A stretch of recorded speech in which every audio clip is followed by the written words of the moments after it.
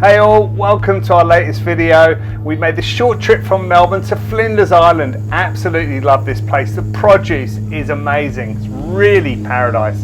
This island is just off Tasmania and we'll be staying at Killicrankie Bay here at the Crayfish.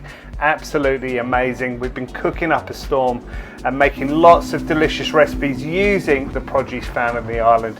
Today we're going to show you how to make a crayfish roll. So we headed out on the boat with Mick, Jane and Joe and Cauf, and we picked ourselves up these absolutely magnificent beasts.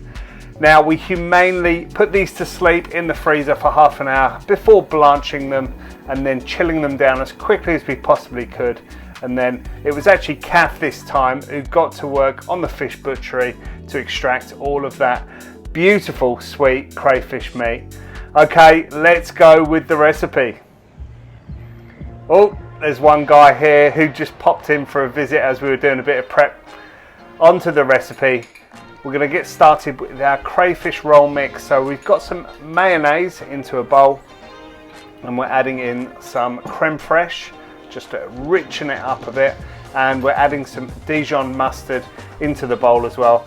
Next we're going to lift it. So I've got some lemon zest which I'm just going to get my microplane out and finally grate that zest. I'm using the zest of all of that lemon and I'm going to add some lemon juice, and I think for this one we used half a lemon juice, so all of the zest and just half of the lemon juice. That's really just going to kind of lift up our mix, and obviously that lemon goes really well with the fish.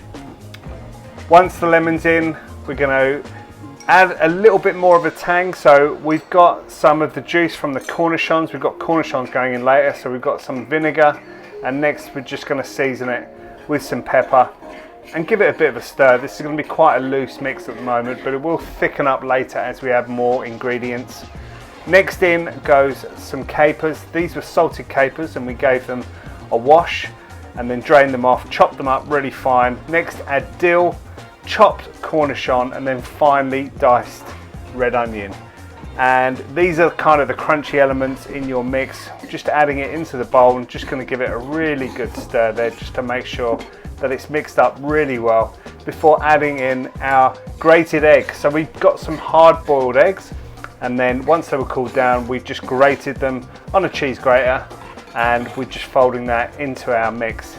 Next it's that amazing crayfish meat. Really is sensational, and we've picked some meat and we're not chopping it up. We want some nice big bits going through our sandwich, and there is so much meat in all of these legs and you could spend hours trying to extract all of it, and it really is worth doing because this meat is absolutely sensational. So using some lobster picks there, and we're just going to get inside the shell and just extract all of that meat as much as we possibly can.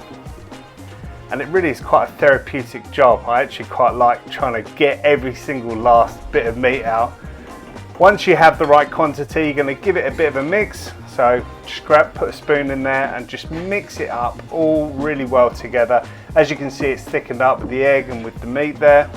And we just want to check for seasoning again. Just salt and pepper, just have a bit of a check, but mine was fine. And bread rolls next. You could use a soft brioche bun, you could use just bread, sliced bread and make a sandwich, but we've got these nice crispy, crusty bread rolls from On Island Time Larder, and we're just gonna get some softened butter and just butter tops and the bottoms before starting to assemble our sandwich. This is the most exciting part. Love sandwiches, love rolls. So we've got some beautiful lettuce and we're just tearing some there. This recipe will make 4 rolls. I'm just going to assemble 2 for you now because there's only 2 of us here, me and Cauf.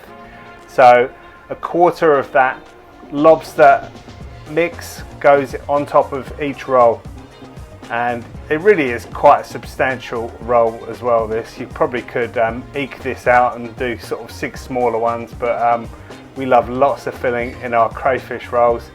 So just getting that together there, pop the lid on it. How easy is this? But let me tell you, this is absolutely amazing, really delicious.